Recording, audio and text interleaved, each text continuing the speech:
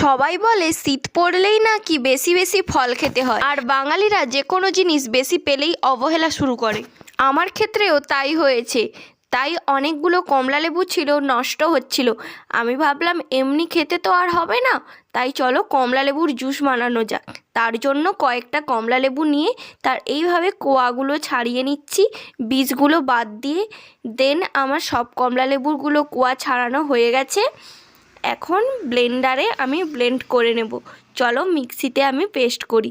তার জন্য মিক্সিতে সব কমলালেবুগুলো দিয়ে দিয়েছি, আর দিয়ে দিচ্ছি আমি স্বাদ মতো লবণ আর স্বাদ মতো চিনি 2 চামচ দিয়েছি, আর দিয়ে দিচ্ছি আমি জল।